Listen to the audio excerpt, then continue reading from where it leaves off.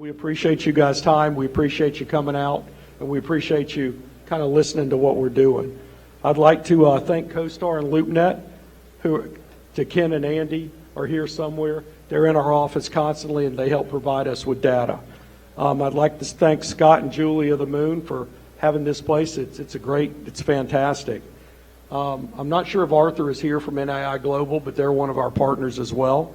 Southern Furniture provided the furniture. Thank you guys. We certainly miss Lyle. I'd like to thank Hackney Nursery for the plants.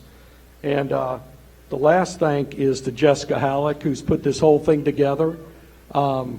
It's like herding a bunch of cats, getting everything together, and we're all a bunch of cats, and she's done a wonderful job with it.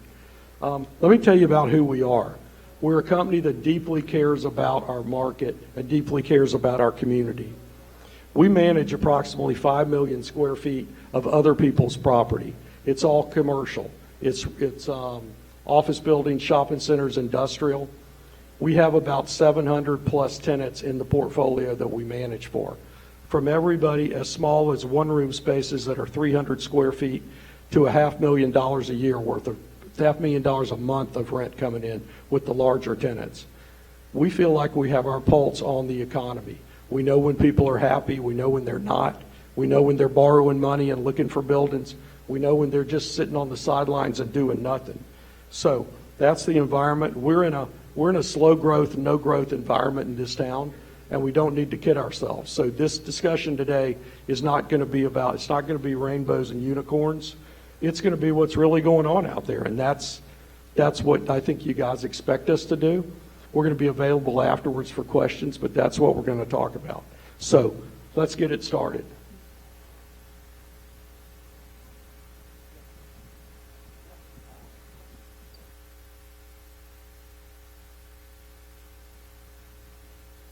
First of all, Jimmy and John, who's up here?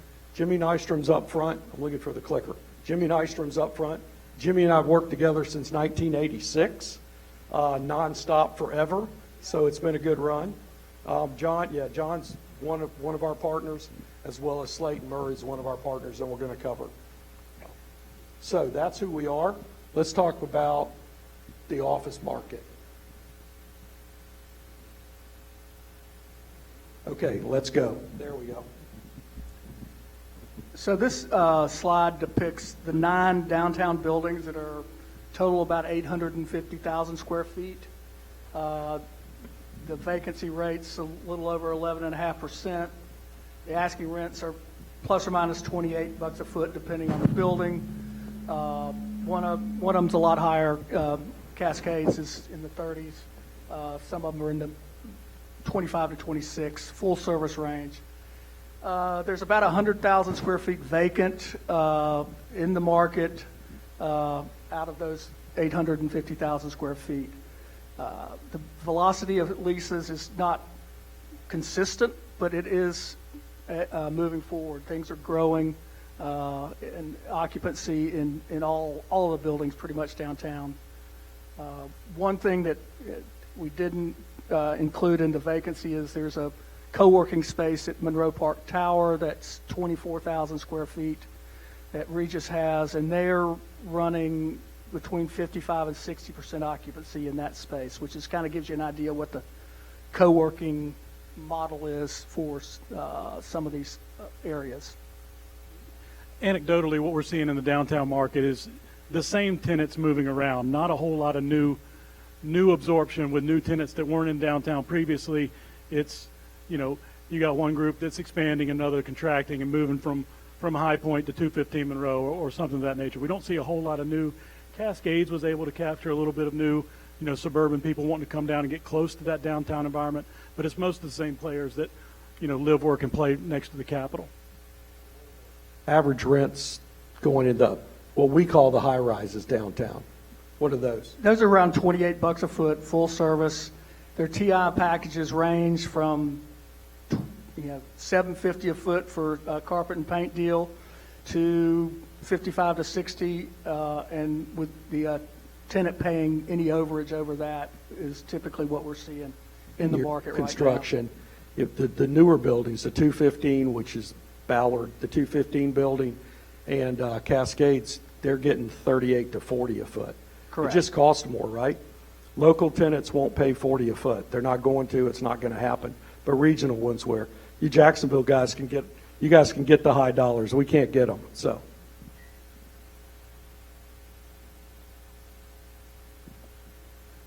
So this is northeast Tallahassee, probably our second most desirable office space. Not a whole lot vacant up there at all.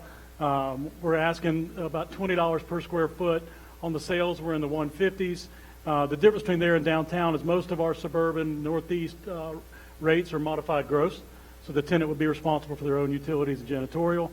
But if you've got a nice turnkey space in northeast Tallahassee right now, it's not going to sit on the market very long.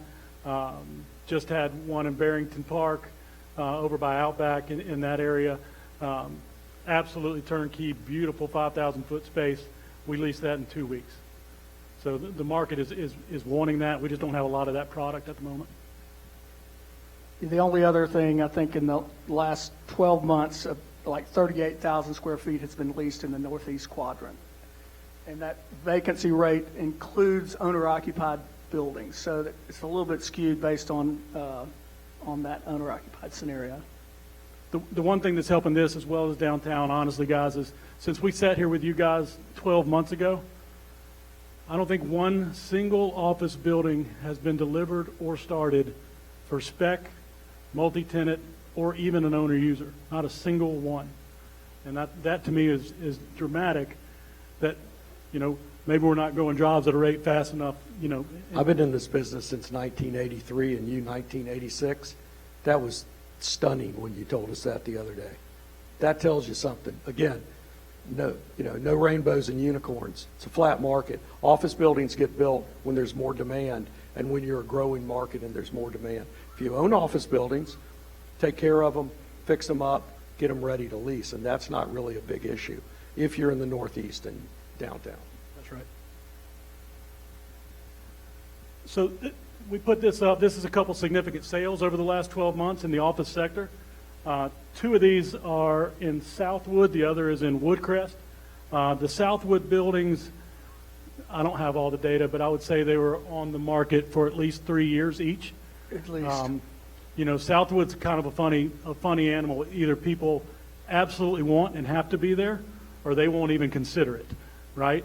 So, and one of the reasons why we're not building buildings, those buildings right there, if you gave me the dirt for free, could not be delivered at $300 a foot. Both of them traded at $115 per square foot. And the Atrium building was one of the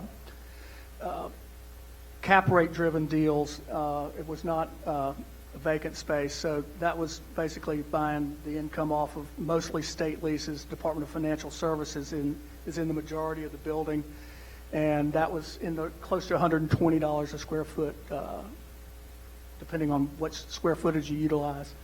The state measurement or the actual measurement of the building. Yeah, and Jimmy, you sold that building, but I was looking today. That is the only building over 20,000 square feet, office multi-tenant, sold on investment that was sold in the last 12 months. So that's just another example of how flat the market's been. Yeah, and just a little more data. The building on the far right there, that was bought by D.R. Horton. D.R. Horton's doing a tremendous amount of work around Southwood, so it made sense for them to be there. And the other was C.W. Roberts paving. And I understand they'll be in there in the next 3 to 4 months. Yeah, both owner-user buildings. That's correct. Yeah. So you pay $115, $120 a foot versus $350 or $400. That's why you're buying them. And then what are the rents going to be at a $300 a foot building in the suburbs? $30 triple Yeah. net, which Yeah. nobody will pay. Right. So this is looking back over 10 years. And if you look at this graph, you would think, man, there's a lot of fluctuation in the Tallahassee market, when really, with the exception of 2020, the COVID year, if you take out state and GSA leases, this is pretty much a flat graph. Starting in 2016, you see the high numbers there. Most of that is 250,000 feet of DBPR moving from Northwood onto Blairstone Road. You know, moving forward into 2018, 2019, that was the mass exodus of Koger going into this the Tallahassee Mall, which is now Center of Tallahassee, as well as some build-to-suit projects. Then you have the COVID year, and then moving forward, you see a big spike in 23, and that, according to CoStar data, was another 250,000 feet of FDOT leases. So you take those away, and again, not to beat a dead horse, we got to start growing some jobs so we can have a healthier office market. Yeah, velocity there's like less than 100,000 a year, right? Yes, and I don't know if y'all can see it or not, but you know, we're a quarter into 2026, and we have not, or CoStar has not recorded, and we have not done that I'm aware of, a lease deal over 10,000 square foot year to date.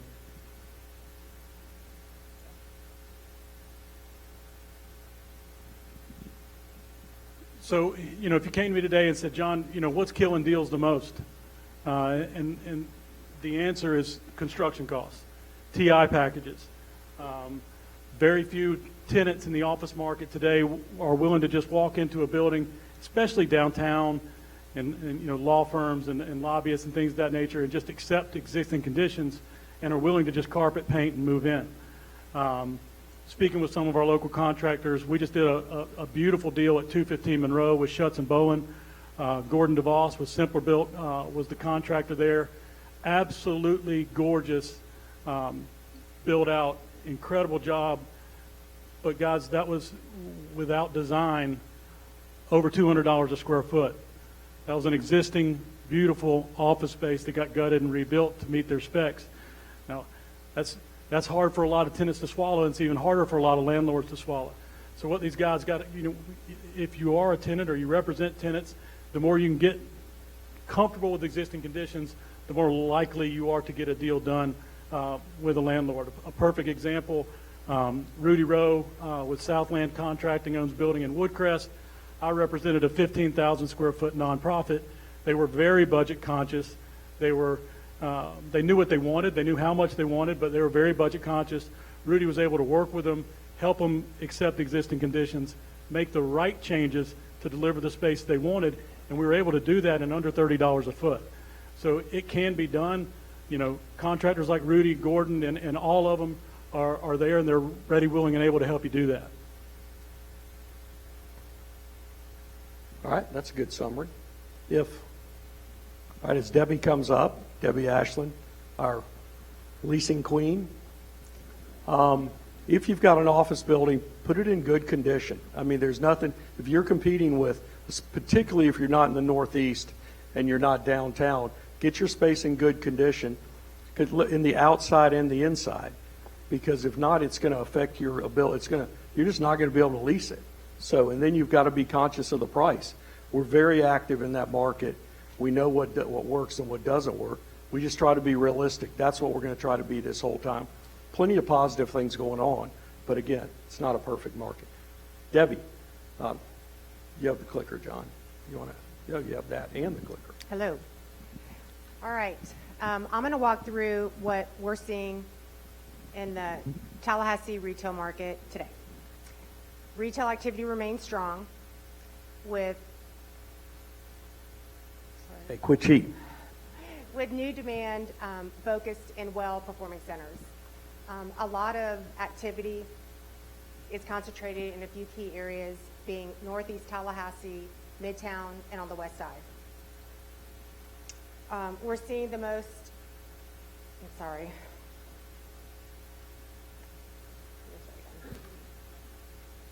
So if you have space to rent, what's the most likely spaces? Restaurant spaces? So restaurant is the number one, is one of the So if a number one restaurant goes leases. down, you fill a restaurant, right?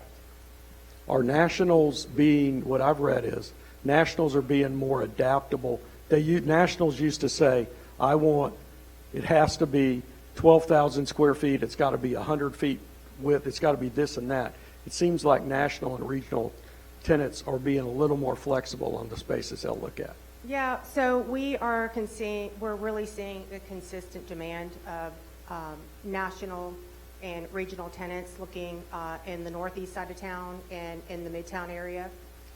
We are seeing activity around the campus as well, which we consider West Tennessee Street and Gaines Street. It's just more of a specialized use, such as food, beverage, fast casual. That's predominantly what we're seeing in that area. Some of the national tenants are looking down there. It's just predominantly they want to be on the northeast side of town and Midtown. So, have you seen any new shopping centers built lately? So we have a lack of land in prominent areas. So we're seeing a lot of single tenant buildings such as convenience stores, Starbucks, and we're also seeing mixed use, which is retail on the bottom with student housing on top. So that's pretty much what we're seeing right now in the market. Like the 908 guys, the Perla, Correct. and those things, which we'll talk about, everything around Gain Street soon. Our guest is going to be Brad Wolf from the 908 group to talk about why they're here and what all the projects are. But they have some retail now. You try not to. You make your money above, but they have to in some ways. So John, go to the next slide. Okay. So what's going on? You want to say what's going on here? Sure, I'll just do this one. So Chuck Howell and his firm Developed Industry, which you guys have seen, it's across from Hotel Duval. So I think it's about 250 multifamily units. But they're at about 93% occupancy, but we were able to land an anchor retail tenant there, right there on the bottom left. It's going to be Sushi Sake. It's a franchise sushi model. They're also going to have a speakeasy in there, which may defeat the purpose of being a speakeasy, because I'm telling you about it now. But we're really excited for the concept. That's 6,000 square feet. It's a big restaurant for Tallahassee, so we're really excited to see that in there. I know Chuck is, to anchor that development, the retail side, and then the same hospitality group's also opening up a Pilates concept, which that's like the new mattress stores. Are you guys, has anybody gone to a Sushi Sake down in South Florida, predominantly Dade, Broward County? There's 40 or 50 of them down there. We went to one in, John, South Beach or Miami South Beach. It's high-end sushi. It's a lobbyist, political consultant out of Miami. Very confident the model's going to work. I think that's good. I think that's going to anchor. That'll be one of the anchors of the north side of the downtown. I don't know where he's gotten. I know we were having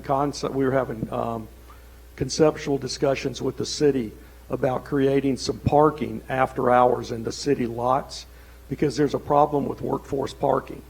You shouldn't have to walk 4 blocks, 6 blocks, 8 blocks to go cook or to go do the various pieces. So the city's been receptive to the idea. Haven't talked with him lately about that, but I know that concept is out there to try to open up all the lots that are already there and activate them. So. Yeah, another thing I'll say about that, been successful with a few clients utilizing CRA funds for doing retail projects downtown and also in the Frenchtown CRA district. So there's a CPIP program, and that was really crucial in getting this deal to the finish line and be able to anchor this development with such a good retail tenant on the ground Do you guys floor. know that money's available? If you're a retail tenant and you're going in the CRA, you can apply not as the landowner, you can apply as a tenant to help you, encourage you to go in the downtown Frenchtown CRAs. So there's money available. You have to know how to access it. There's a process that you go through. It's a matching grants program. Right. But yeah, it's done a lot of good for downtown in the past year, and I think it's going to continue to for the next few years. Right, because we need downtown. We also need downtown retail. More than that's a conversation that's been had forever. So Can we go back to the first slide? Sorry, I just got extremely. it's all right. hot up We're here. good. We're just Okay. chatting.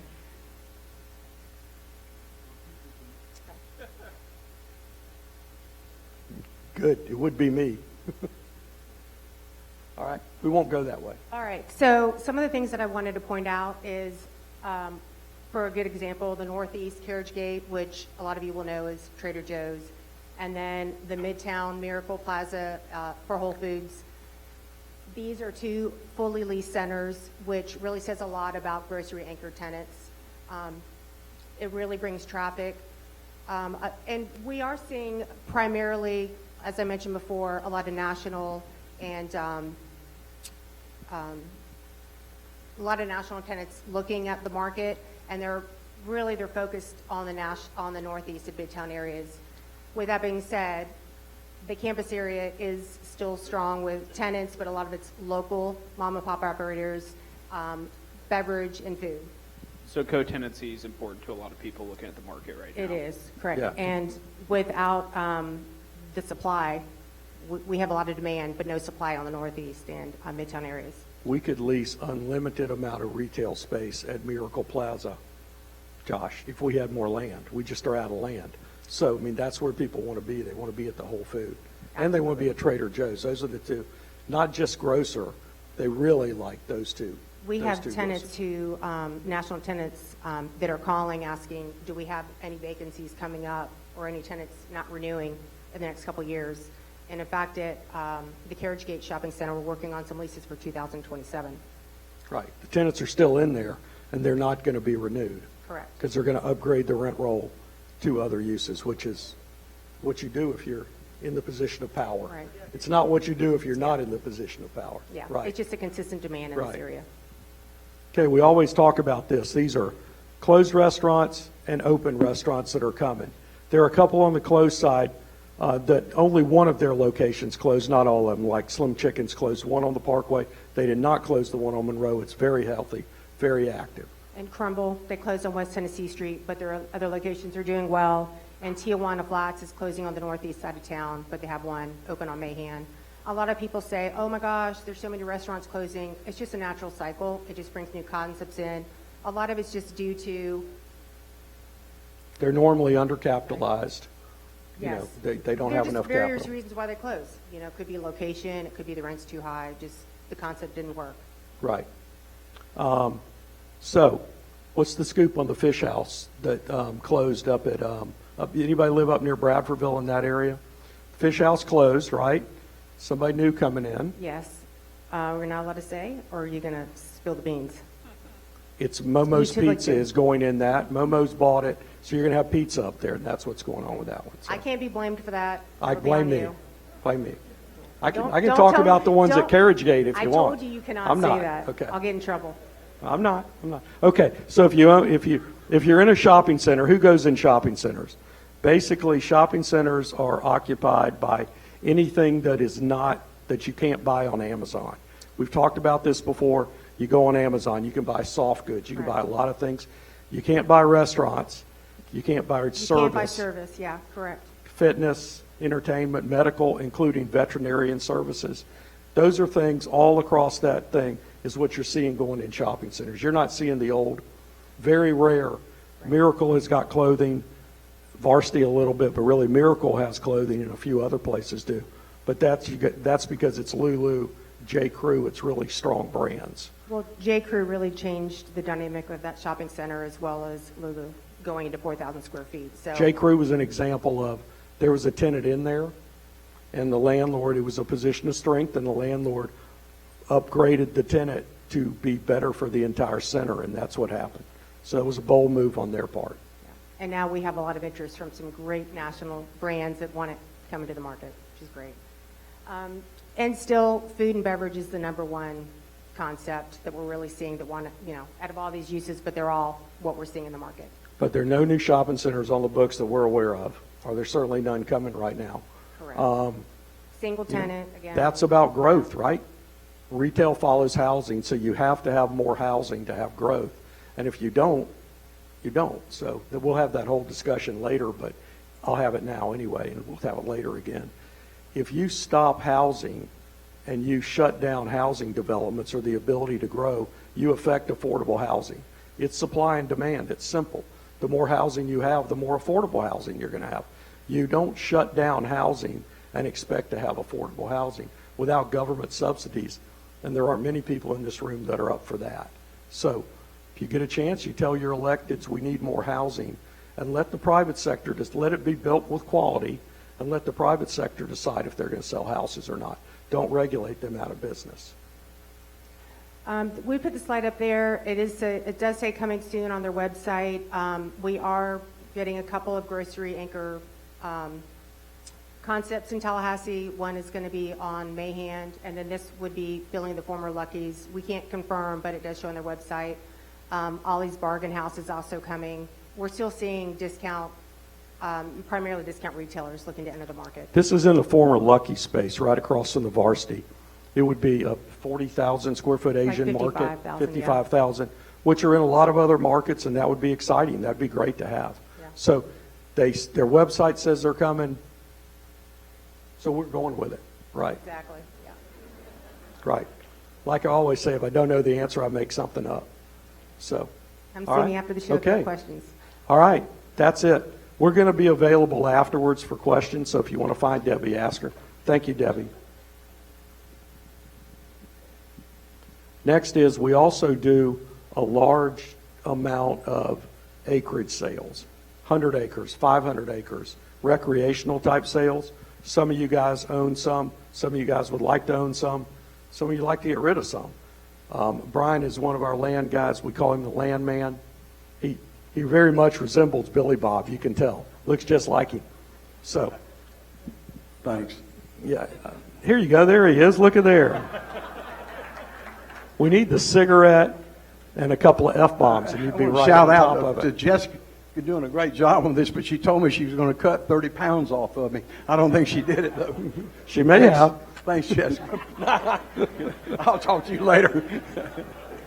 Jessica could have cut 30 years, too. Yeah, exactly. The old man, yeah. And by the way, Brian took all those pictures. I don't know if you're a professional photographer. I don't know if they have designations or not, but he is a very, very good wildlife photographer. So I appreciate that. That represents money. That's what it is. That's what people want. That's what people are looking for in the recreational market. I know there's a lot of people out there in the audience that own properties from North Florida to South Georgia. I just want to assure you that you're doing very, very well with it. I just wish some of y'all would let some of it go, though. We can't, none of us guys can find anything to sell. We got to now have to drive up an hour and a half, 2 hours to find some piece of property to sell. So anything that y'all can do to help us out, we sure would appreciate it. we're not begging up here now. So what have you seen? What's your typical buyer look like? Not physically look like. Now, let me clarify that. So. They're cash buyers. I hated to tell you, the farm credit guys and other institutions, people who have money, and they're coming to the table with money, and they're paying cash. Some are doing it for legacy generational purposes. Legacy generation. Some are getting money out of the stock market because they think it's moving to the overheated. stock market out, Right. and put it into properties. And Right. the enjoyment of being able to use it at the same time, bringing their families, bringing their friends, business people, and having great times, weekends, spending time on these properties. Right. Brian, what drives the price per acre differences in the region? It seems like everything's gone up so much. Supply and demand is critical. There's a huge demand, very little supply. In this area right now, I'd say Gadsden County, North Gadsden County, Jefferson County, it's now up to $5,000, $6,000, $7,000 an acre for recreational land. We're now having to go, I know up in Worth County, Lee County, those counties up there are now going for $9,000, $10,000 an acre recreational land. Who's your buyer? Are they coming from big cities? Big cities, South Florida. South Florida, Central Florida? Right. Because land has gotten so expensive there, you really can't buy Can't buy recreational anything. land. And it's, Can't buy it. I'm not saying, for them, $6,000 an acre is a deal compared to what they're paying down there and what they're selling down there. And they're taking that money. A lot of this is 1031 money. Yeah. Absolutely. They're selling their orange groves. Yeah. Right. For residential Right. developments. But we have now moved up. We've really kind of moved up further up into Georgia to try to find properties that are reasonable. 2 years ago, I was here, and I talked about some deals that we had done up there, and they were $2,800 an acre, $3,500 an acre, and that was up in Early County, Colquitt County, and places like that. That's an hour and a half away. Today, those same properties are now $4,000 to $5,000 an acre in those 2 years. So it's really jumped. And the big thing is, again, it's just hard to find anything to sell, to bring to the market. BP, how important is how a property has been managed and ongoing management plans and things of that nature, to the buyers you're representing, and how are you able to help sellers understand that going into the process? I think it's huge on both sides of the equation, be it if you're selling or be it if you're buying.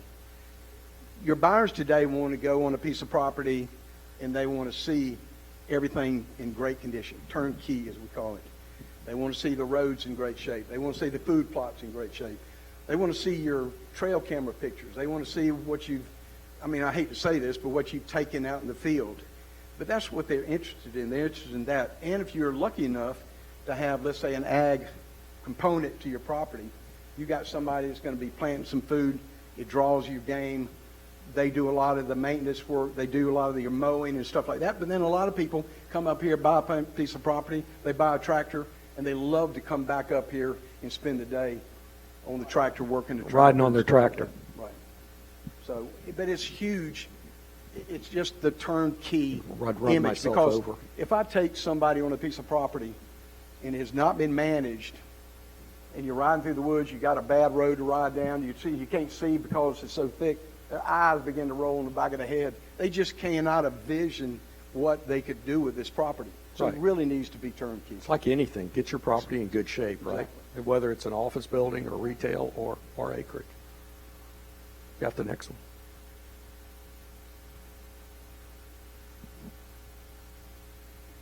So that's just the sample of deals you've done. That's all, right? Okay. Are you good? Everything? All right. Thank you. Our acreage guys are really good, and they do a lot of transactions. So thank you. You missed a belt loop. Brian's the kind of guy you got to fire. You got to fire at first because he'll shoot at you. So he's open game. All right. What's next? Okay. We're just going to run through a couple of things that are going on just to update you guys. That's Market Street. You got anybody live up there? Anybody gone through the nightmare of trying to get through that? It's difficult. The city, I know there's been meetings. The city's working hard. They're trying to do it as quickly as they can. Be compassionate to those tenants. Most of them are local, and their sales are down 20 to 25%. It's not their fault. It's going to be better later. It's easy to tell them that when we're sitting up here and not having that. So should be completed less than a year from now. You can kind of start seeing it. That's our blueprint tax dollars at work. It's very good placemaking, but it needs to be finished. So next one. That's the Northeast Park, Brian Welch's district. The other one was Brian's district as well. That is going to help alleviate some of the issues that any of you guys that had kids that played baseball or other sports, you'd have to haul them all over town and figure out where to take them. That's also blueprint money. That's also coming along. It's under construction, and it's getting there. Guys like me, that seems like that's another town that's far away from me. But for you guys that live by, that's a good thing. Okay?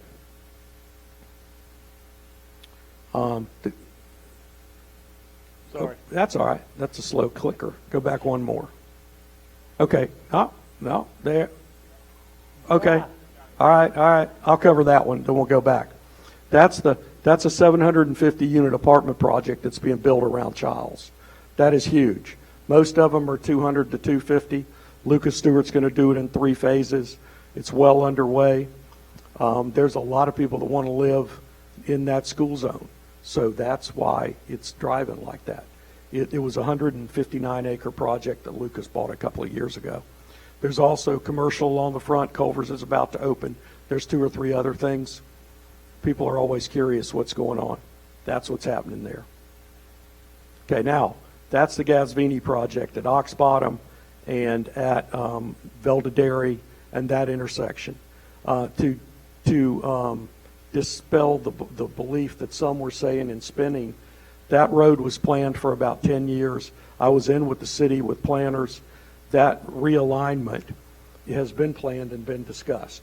That's just what ought to go there. The Sun Stop, the Starbucks. Jimmy now has 2 Starbucks to stop at on your way by. Yeah, it's a tough. What about tough the ride. traffic light? You go through it every day. Yeah, I go through it every day, and there were some thoughts that there would be some snarls with traffic coming and going, but I really have not experienced any of that during drive in and drive home for the most part. No more than normal. But look at the retail there. It's all single tenant. There's one double tenant. There's no shopping centers. There's no grocery. There's no Aldi. There's no Publix. There's none of that, right? There's not enough rooftops and jobs to create more. So that's what the market's driving right now, are single tenant retail. which are not local deals. They're all national credits, national and regional credits. Well, Sunstop's almost local. Mike's in Baybridge. But, okay. Okay, now we'll talk about industrial. Cool. Yep. Thought so. Awesome. So we'll take a stroll down memory lane here. Just want to go back to 2007 when I was in 7th grade.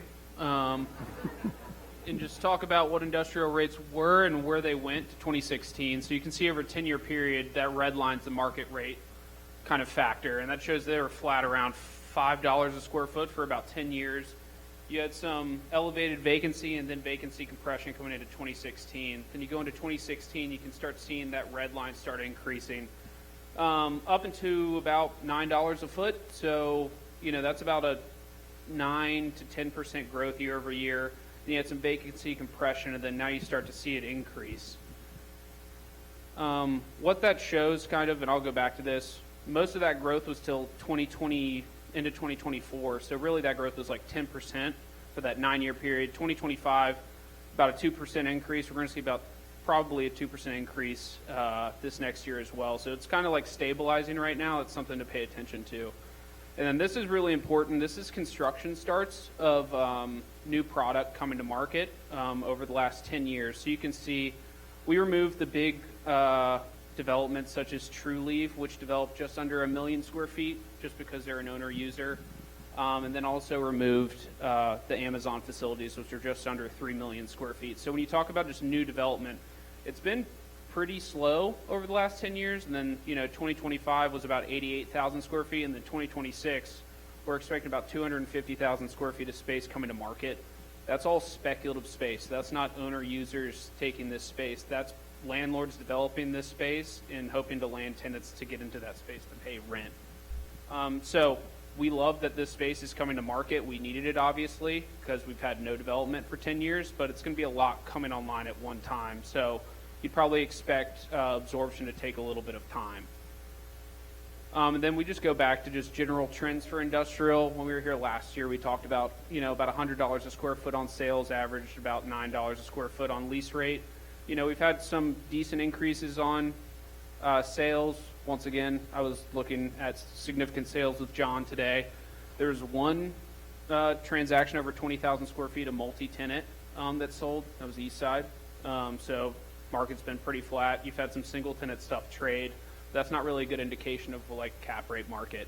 And then lease rates, like I said, 2 to 2.5% increase. This is a lease transaction we were happy to facilitate for Jeff Hittinger Jr. He developed this out on Commerce out in Midway. This one, CoStar Lease of the Year, was a 30,000 square foot spec to suit. Spec to suit means that he was developing it. And then halfway during the development process, we got in touch with Whitecap, which is a building supply company. We were able to do a deal with them and kind of do some modifications to the build that he was doing. So this is like an ideal development for people, nationals looking in the market. You have, I think, 24-foot eave height. You have dock high doors. You have grade level doors. You have a decent amount of office on the inside. And then you have outdoor storage, which is like the hot commodity right now for a lot of people looking for space. So this was a 10-year deal. Was very happy to land this one.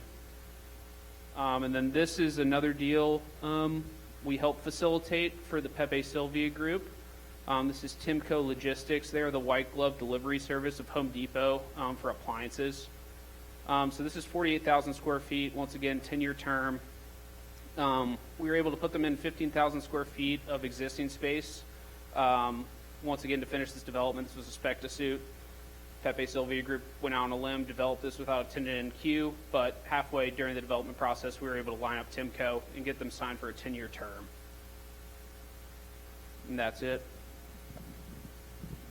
Okay, so what that's showing is we talked to you guys the last couple of years about go to triple net charges. Remember that a couple of years ago, and most landlords now have done that. What we're not talking about, Graham DeMont, is higher insurance costs right now. We tend to see those have leveled out and actually are going slightly less. That's good because they were stripping up them and property taxes, Akeem, were stripping up so high our landlords couldn't keep up with the rent pressure. So your actually net rents were probably going down, but now in all markets, they're starting to move again, so that's good. So, thanks, good report. Next up, Pam Griggs. We started about 8 months ago, almost a year ago. We felt like there was a market for business brokerage. There's a lot of people that own businesses, big or small, and she's going to explain they don't really know what to do with it, or how do you sell your business? Do you sell it to one of your kids and your partners, or what do you do with it? How do you do with it? Or you sell it on the open market? So she's going to talk about that process and how it works, and she's been very successful and is ramped up and is really busy now. So Thank you. Thank you all. Happy to be here. Happy to be part of this team, and grateful that you all are here tonight to share it with. So my name is Pam Griggs. I'm with the Talcor Business Brokerage, and we are helping business owners buy and sell their active businesses with or without real estate. We are going to get into a little bit of the process, and this is kind of a collaborative process. Many of you in the room I've worked with already. We're also supported by several professional organizations that help us with training and credentialing and support and deal markets. So we're really trying to do it right and do well for the community in this. What I want to do is take you through a few slides that are going to show you the need for the role, the market and where it sits now, and we're going to get into a case study and a little bit of the process as well, just to demystify it. So 10,000 baby boomers are retiring every day. You already know that. You know that statistic. Half of small business owners are ages 55 and up, but only a third of them have a documented plan. Everybody needs a strategy. Every business owner needs a strategy for startup, for growth, and they need it for exit as well. We have a lot of business owners that have built up wealth and need our help to be able to transition that so that the community can hang on to it and it continues to be an engine for us all. So we have, over the next 10 years, 6 million businesses are going to be changing hands. This is the biggest business transfer in U.S. history. Twice as many jobs and trillions of economic value. But the most sobering statistic on this slide is that most exits won't end in a sale, they will end in close. 92% of businesses, small businesses, will close. They won't sell. They won't transition. yeah, so what's going to happen over the next, if you read, Mark taught us this when I was on the hospital board. It's going to be a workforce problem, because baby boomers are going to leave their assets that they worked for to their children, and their children may be in their 40s or 50s, and they're going to get an enormous amount of money, and they're not going to feel like working anymore. They're going to retire. So workforce is not. It's going to be at all levels, and so. Yeah, a lot of people talk about the danger being in getting top dollar for your sale. Oh, how much are you going to get? Yeah, you should really plan and maximize the value. And that is part of it, but the danger is really waiting too long and not having options at all. So we need to make sure that our clients are thinking about this and have a plan in place.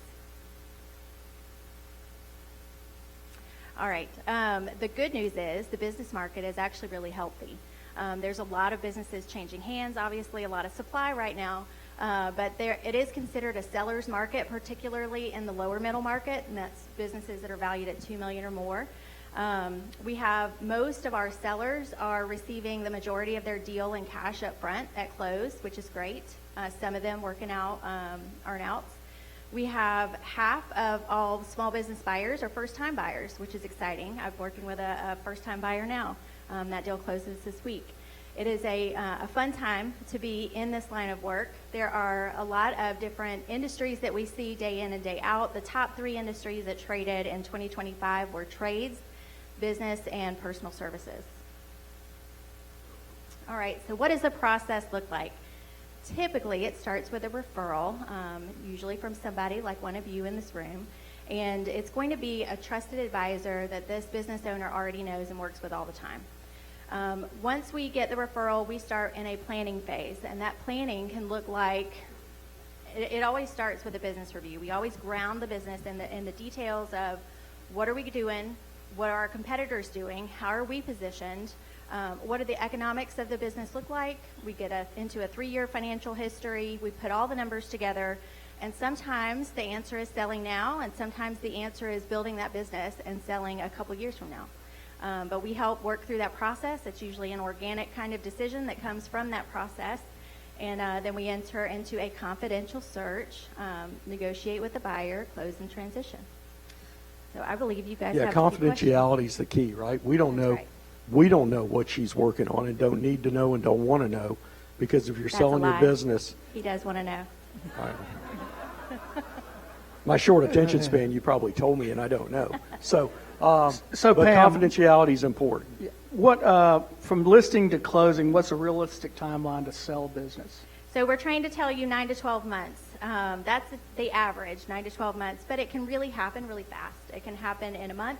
It can happen really long. It can take years to close a business. It really just depends on how prepared the business is, the industry it's in, how big it is, how many advisors come to the table as part of that process. So there is no one right answer, but 9 to 12 months is how we prepare. All right?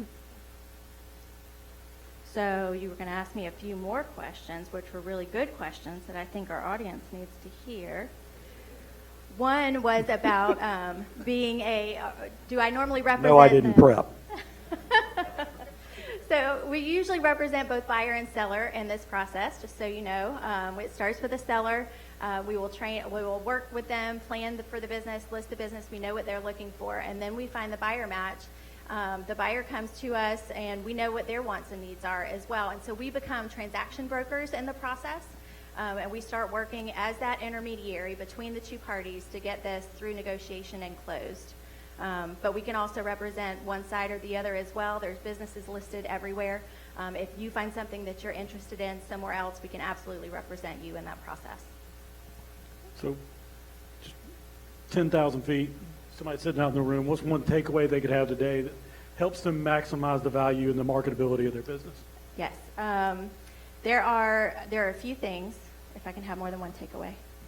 There's a few things. One, I would say definitely tighten your financials, and there's a lot of financial people in this room. There are a lot of businesses that don't have books and records. There are businesses that don't have, you don't have to have a CPA necessarily, but you need someone that knows and is comfortable with the software or have software in place at all. So one was tighten financials. The second I would say is de-risking the business as much as possible. There's a lot of handshake deals on pricing arrangements. It's really good to put that kind of stuff in writing, because as soon as you transition ownership, that new owner is not going to have the same relationship with your vendor. And then the deal value changes, and you start to get in trouble because you sold a business at one rate, and now it's not going to be worth the same. The economics don't look the same. And then finally, developing your managers and developing your others so that everything's not on one person. And a lot of mom and pop businesses do have everything on one set of shoulders, but there's really not as many buyers that want to buy into that kind of situation. So if you have other staff, develop them. Okay. Thank you. Be real intentional with that. Okay. I'm going to close with a little bit of a story. This is a transaction that we did. The owner, this one was not a retirement story, so there wasn't a rush. We did have options. This was an entrepreneur that had multiple businesses that they were juggling, and one of them was very successful, and it got kind of unwieldy and more than she felt like she could handle. She had an introspective moment. Am I the right person to carry the torch into the next phase of growth with this business, or should I pass it on and focus on my other business? And she decided the latter. So she didn't just want out, she wanted the right outcome for the staff that she had built and the clients that she had built.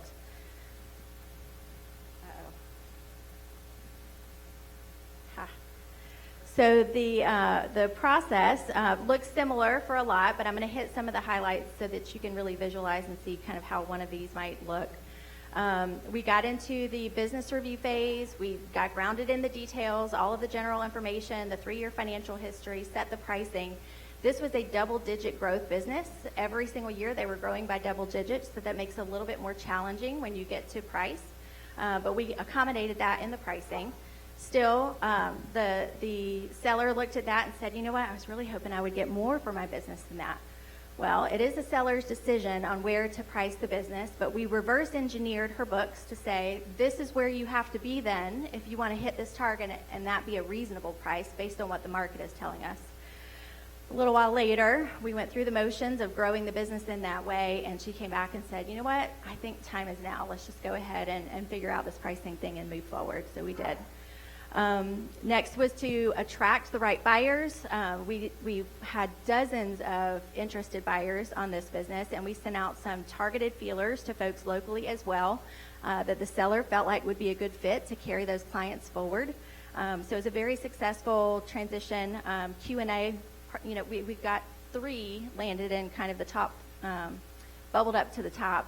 And we put 2 of those in front of the seller, and they had some good meetings to really make sure that they had alignment in this business before they made an offer.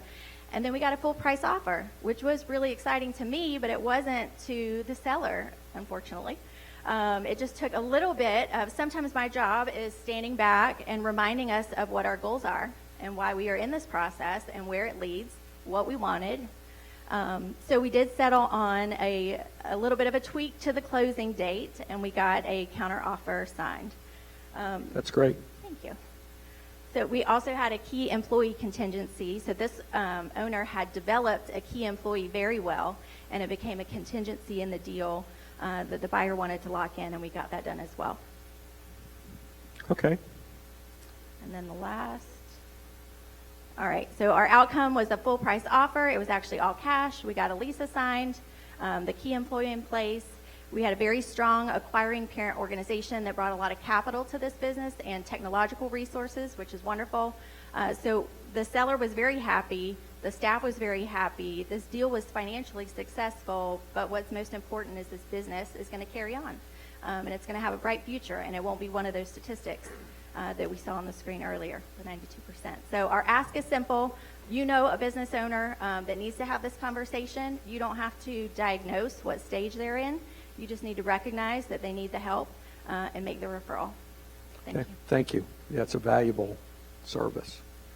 Okay. So, again, just flipping through a few projects. The police station long has been talked about. The steel's up. It's being built. It should be supposed to be moved in first quarter. At least this information's a few months old. First quarter of 2027 is when it should be occupied. It's long overdue. The big question is, what are they going to do? What's the city going to do with the 10 acres that they're leaving? It's 10 acres in the middle of Midtown on Lake Ella. It's prime real estate. So, okay. Don't know if you guys know this. This was the Regal Theater. Prior to that, it was Eastern Federal. It's over near Governor Square Mall. We didn't know what was going to happen to that when it went on the market. There aren't a lot of uses that you can do for old theaters. Sloped floors, high ceilings, second floors that are dysfunctional. It's great for a theater. That's about it. FSU Motion Picture Art Division came along and bought it. They're going to be renovating it. That's a great adaptive use. It could have been a lot of other things that weren't nearly as nice. Could have been storage, self-storage. Catching what you got, Brad. Washington Square. This is almost turning into chow time, if you guys remember from the old chamber stuff. I have no idea what's going to go there, but I do appreciate that the city and the county forced the owners to bring the construction fences back in. It's safe to move around. Hope something happens. It's an eyesore. I hope something happens to it, and I hope it happens soon. I'm not aware of anything going on. I asked the owner and didn't get any response. So in our business, we pretty much know what that means. But that's what we know about that. Taos Trail's the former Heels out at Wapani. What's going on with that? Yeah, so they're about to break ground, Greenpoint out of Jacksonville, on the road construction as well as the phase one of the single-family homes that are being built there. That phase one's going to be about 500 single-family homes. They've contracted with 2 builders. One of them is Premier Fine Homes, and then D.R. Horton's the other one. There's a gas station, high-end convenience store that's under contract. Use your imagination. Yeah. Okay. And then they'll have about 40 more acres there for commercial retail development. Hopefully it's a grocery-anchored kind of development that we see go there. And then some employment center development along I-10, as well as 2 multifamily tracks. This is positive. Out-of-town money coming and taking a risk in developing. It's been going on for a while. This is where your new housing is being built, because that's where lots are. That's a big number. People in this room are building houses there. You're certainly involved in it. That's where the bulk of the apartments are going. And this is where there was going to be more acreage that was included to this. One of the things that I talked about that was denied moving forward. And hopefully that'll get back on track. We don't represent anybody. We're not in that world. But again, more housing helps affordable housing because people move up. So you move up the chain and you create affordable housing. It's simple supply and demand. And we need the people in authority to understand that. Charlie and Tanja Ward's project, their project of, their mission basically is Champions Ranch. It's a wonderful project. It's going on the edge of Southwood. It's under construction. They had groundbreaking recently. You guys have read about it. It's been all over everything. It's a project from his heart, and hopefully it's going to be successful. I imagine it will be. They're going to will it into happening. Okay, next up, our friend, our client, Brad Wolf from 908 to talk about. If you guys go down Gaines Street, anywhere down there, and you see the cranes provided by Jackson Cook, you see the cranes that are out there.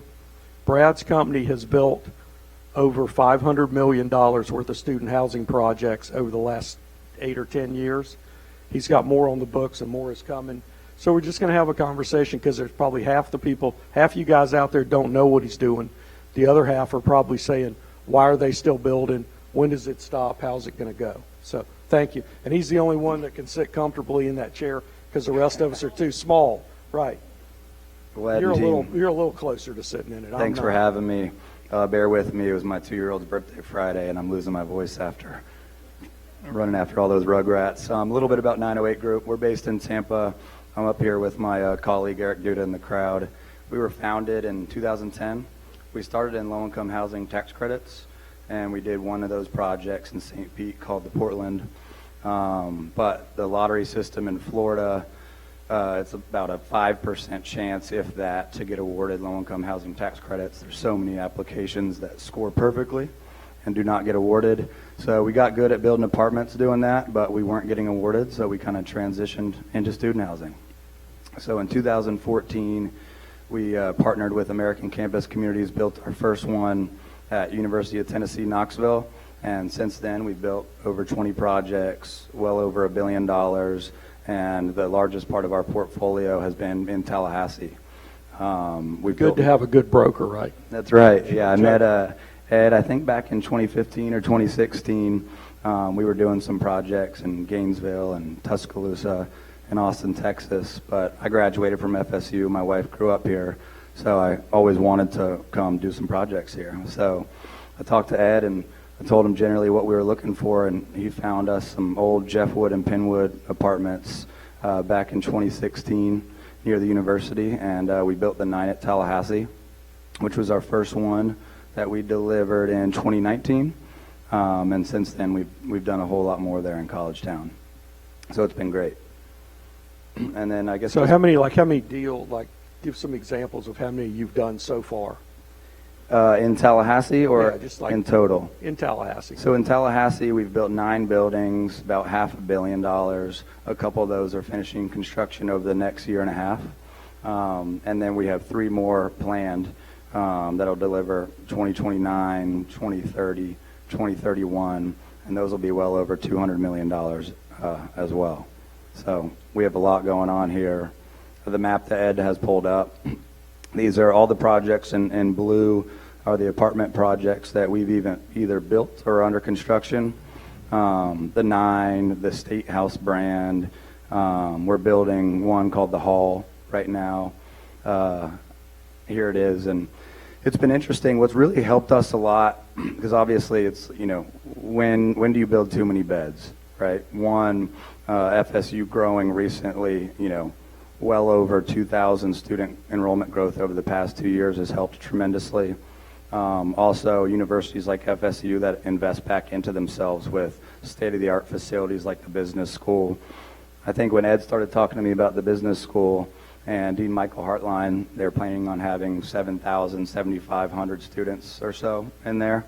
They just opened, and there's already well over 9,500 students enrolled at the College of Business, and that number will grow above 10,000 very soon.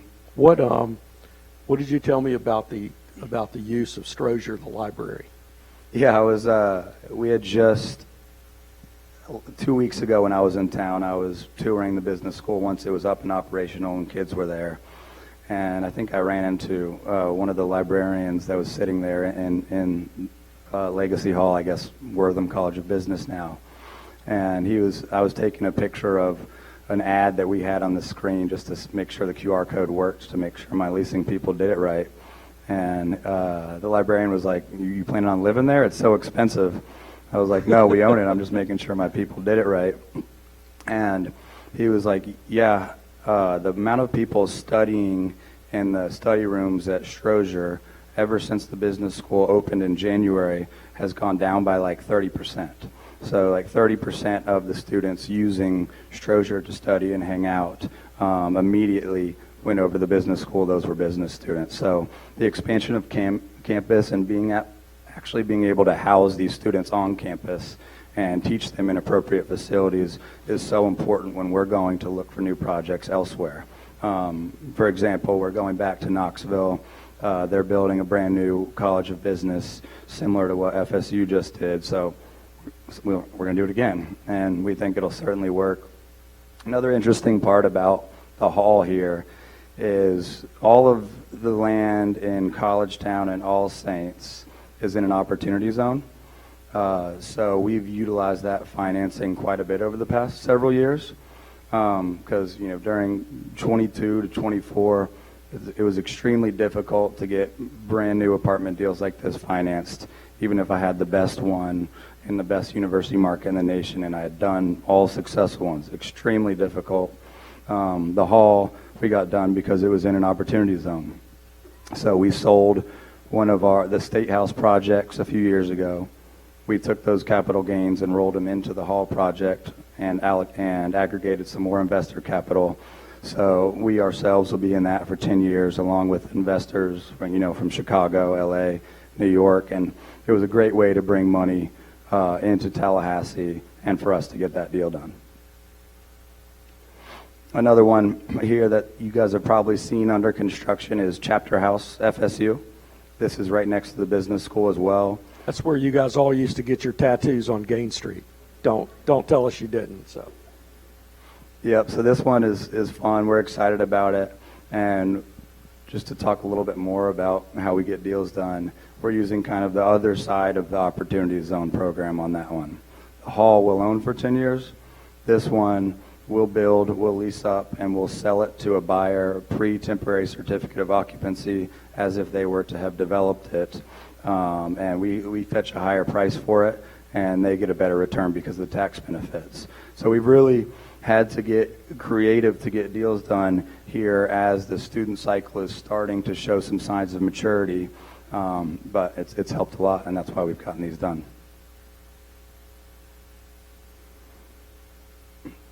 And Tell us about this one that you're working on. Yeah, flip into some new stuff that we're still in the earlier planning phases on, and some in the crowd might know a little bit more than I do even about this one. But there's a property in All Saints with an old historic building that we're going in front of the Historic Society soon, and we've really spent some time planning to, while we probably can't save the building or much of it, we've been able to really take a lot of the parts from it and pieces from it and put it back into the plan of our new building. So it's going to be really neat. And this was it's been in the paper lately. There were 2 parcels that the city of Tallahassee owned. The city went out with a quasi RFP. They got 6 proposals. 908 scored the highest. 908 has these 2 parcels under contract. It's public record for $11 million. Your plan is to do what with one and what with the other? Yeah, so both of these sites are directly east of the College of Business that we've been talking a lot about. So the western site, 908, will do an apartment on, and the eastern site, Mountain Shore Properties, our hotel partner, will build a hotel on it. I think as a lot of people know, Valencia Hotel Group had this under contract, and hotels were kind of what was supposed to and going to go here. And there's a lot of apartments going on, so we also didn't want, whether it be us or one of our competitors that we're friendly with, to just drop 2 blocks of all apartments when there's already been a little softening in the market. This past year, with our project, the hall. There's Perla, which is also in College Town, student housing going up, and the Hub, which is Core's deal, the big one right on Tennessee Street. It's a lot of beds. We're finally seeing a little slower pre-leasing cycle than we have over the past 5 or 6 years. Over the past 5 or 6 years, this has been arguably the best, if not top 5, certainly, best student markets in the nation. So that's shown a little bit of softening. So we were very intentional in responding to the RFP to say, okay, there is demand for more apartments here, but let's do 1 block of that, and let's do 1 block of the hotel. And it was nice. It kind of came to fruition organically, this response. The Chapter House FSU deal I was just talking about with the big crane on it that you see now. We purchased that from a hotel developer, Mountain Shore, who did the Hyatt and the Hampton in College Town years ago. So I had a relationship with him. I'm not a hotel developer. I didn't know much about it. So I had him dig in quickly. And he jumped right on it with a very high level of conviction. He said he has 3, I can't name the brands, but he has 3 brands that'll probably compete with each other to get his hotel on that site. And so he and we are excited about doing that together. It'll be more of a, as he's told me, more of a luxury lifestyle boutique hotel as compared to the hard branded deals he did at the Hyatt and Hampton nearby. So he keeps telling me he's going to build the nicest hotel in Tallahassee, so hopefully he does. So these guys build, traditional students, you're building 4-bedroom, 4-bath units, not necessarily on the new one.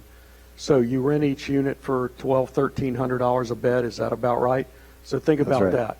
So you got a 4-bedroom unit, you're getting $1,200 to $1,300 per month, and you're also getting parental guarantees on every bed, right?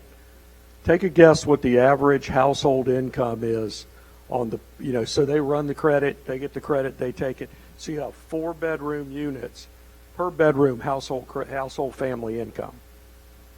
Yeah, on not all of them, but on the state house deals we've done in College Town, it was well over $300,000 a year, which we didn't even realize until we had our employees pull the data, and it was mind-blowing to even us. That's pretty good credit. So you get 300, 300, 300, 300 times, 500 beds or however many units you're creating. It's an interesting dynamic. What that's created down there is a little town all its own.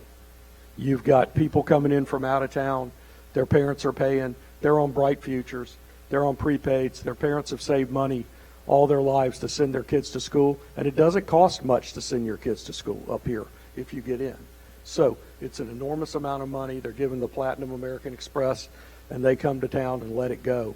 That's what's going on in those places, and he's providing what people want.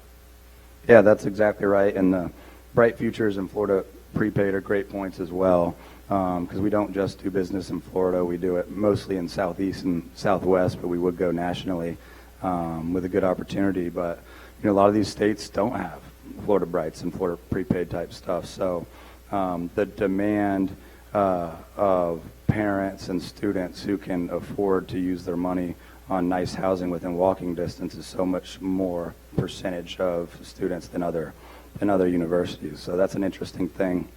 Another is parking. We finally, in Gainesville, we built a garage with like 70% parking. They bought the swamp in Gainesville. Yeah, we knocked You guys down the are swamp in familiar with Gainesville, that, but we so. built something nice there. There's a new place there. They built the swamp back. But 70% parking spaces to bedrooms, not even 1-to-1, and we built way too much. We can't lease it up. So we've been preaching for the past 10 years or so to our investors and our lenders that we don't need to build this parking, we're building too much, and we finally broke our own rule and built too much.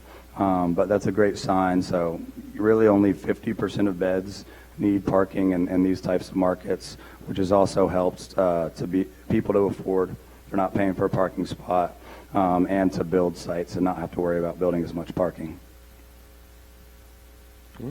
Thank you. That's awesome. You sit here while I run through a couple of these other things. You got a live mic. You can do what you want.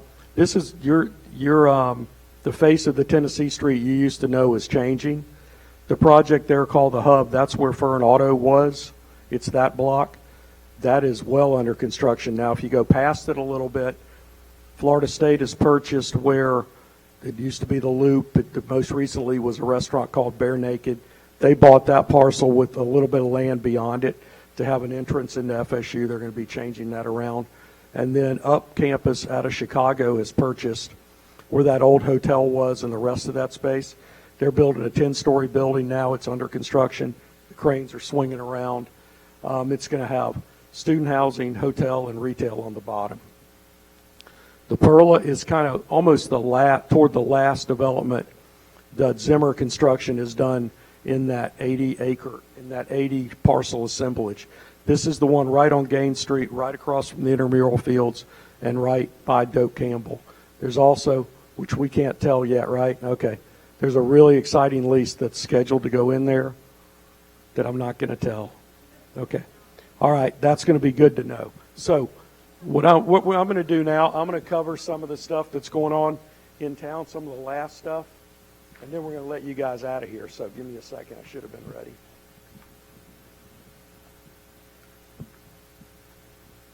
Okay, let's do this. So what this is, I talk all the time about we're a good community. We're not a great community, but I do want to give a shout out on several things. I want to give a shout out to the city of Tallahassee for doing the subsidies and bringing in Breeze.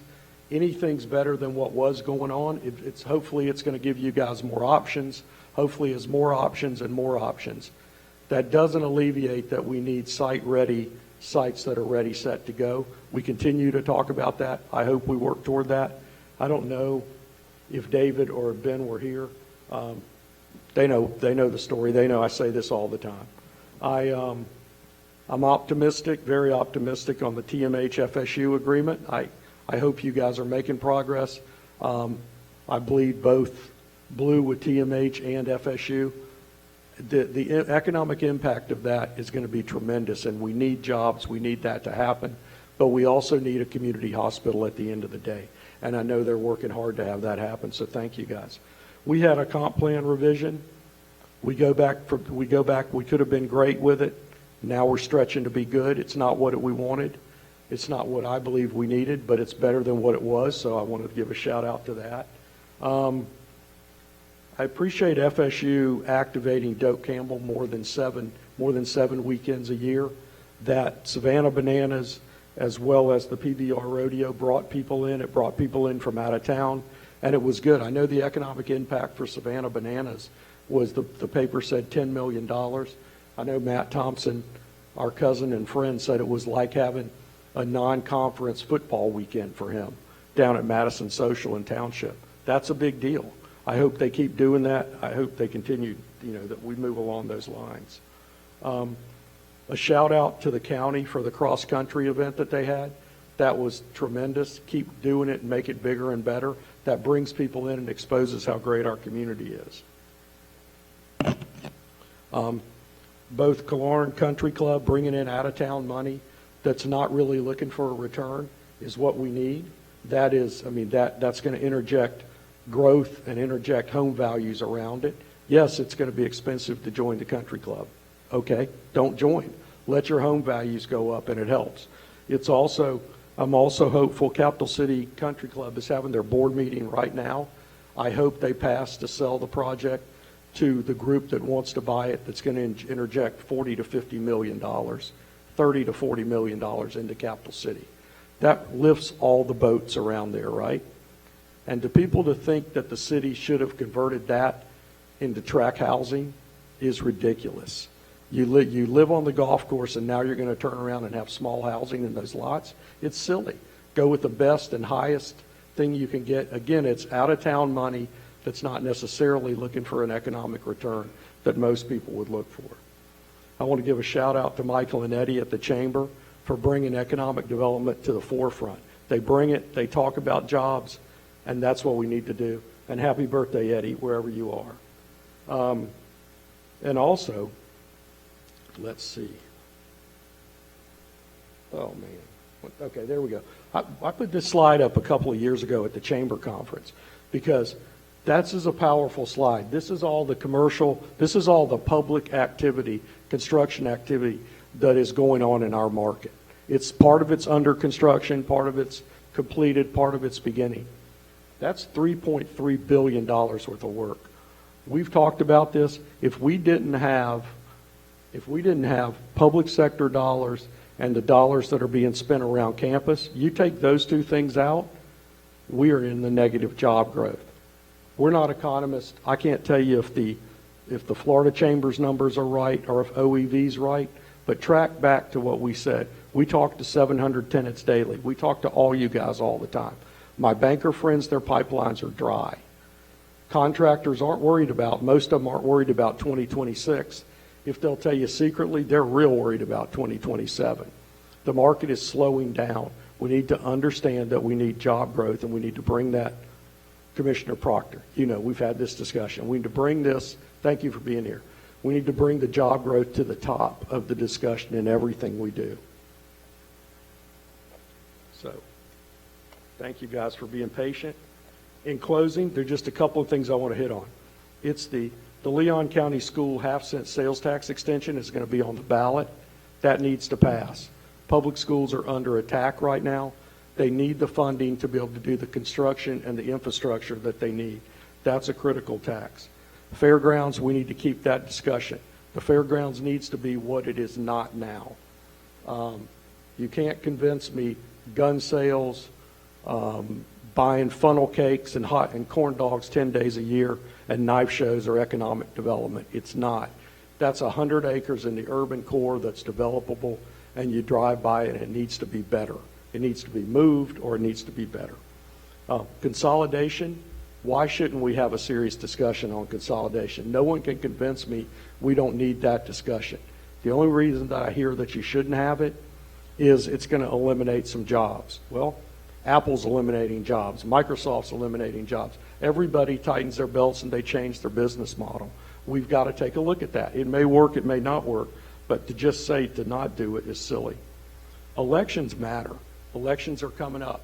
We need to focus on jobs. When we talk to our friends that are, and we have a lot of people that are elected here or a lot of people that are running for office, I respect every one of you guys that do that. I would never put myself in that position.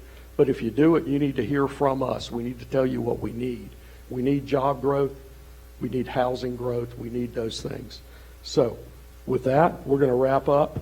Thank you guys. It went a little bit longer than I thought. I tried to keep it at an hour, but I hope the content was refreshing enough. If you guys have any questions, we're not going to have a question and answer. Look for people that are wearing these. So thank you guys for coming.